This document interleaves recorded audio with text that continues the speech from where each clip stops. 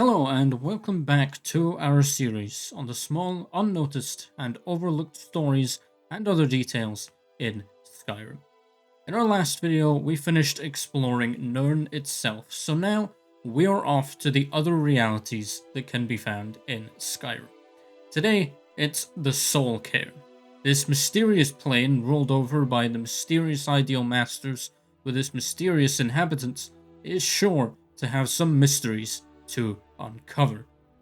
Remember to subscribe if you like this content, or indeed if you've been following along with this series. And let's get started. For our first find, we turn our attention to one of the huge soul geysers. We see huddled around it like a camp, orcs.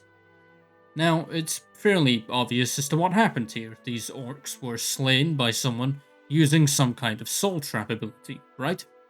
That is how people end up here after all, doomed to exist in what the Ideal Masters who rule this place believe to be a paradise. But it's not that simple. A little ways away we can find a dragon skeleton, and this one is riddled with orcish arrows, and even has an orcish battle axe struck deep into its skull. Clearly the orcs were fighting the dragon, but how did its corporeal skeleton, along with their corporeal weapons, get here? Dragon skeletons being here is a mystery in itself. Perhaps they were brought here many years ago by Durnavir. They certainly must have been in the presence of a powerful necromancer at the very least. Of course, the Soul Cairn also seems to have an element of things just wash up here. But regardless, this is likely another mystery lost to time. Now, you know what we have up next. If you've watched enough of these, then say it with me. It's a skeleton. An ancient Nordic skeleton, it would seem. Along with his helmet and greatsword, which is of course randomly scaled to the player's level, we find a note. They warned me not to go through that portal. What did I have to be scared of? I've been adventuring for years and I ain't never seen nothing I couldn't wallop. But this place, ain't nothing living here. Just dead things up and about when they should be in the ground. I can hear their bones scratching over the rocks, knocking together when they walk. If I get home, I'll hang up my sword and never go out again. Unfortunately, it would seem he did not get back home. But this note brings up all kinds of questions. What portal was he talking about? How did someone construct it? Why? And perhaps most impressively, how did he survive here at all? Mortals can't enter the Soul Cairn, not even us, without getting partly soul trapped or becoming a vampire. This was certainly one hell of an adventure. Next up, we have something odd. We come to a structure. The first thing we'll notice is there's a staircase here that leads to nothing.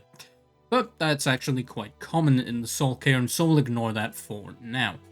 However, moving on, we see that the entrance to this structure is blocked by bars. To access it, we need to head around the back and shoot the glowing orbs, as with all of the other barred off areas of the Soul Cairn. Once we've put in the extra work to access this area of the Soul Cairn, we are finally rewarded with nothing. There is literally nothing here. This could not be more disappointing. Perhaps the staircase we saw at the start was foreshadowing all along.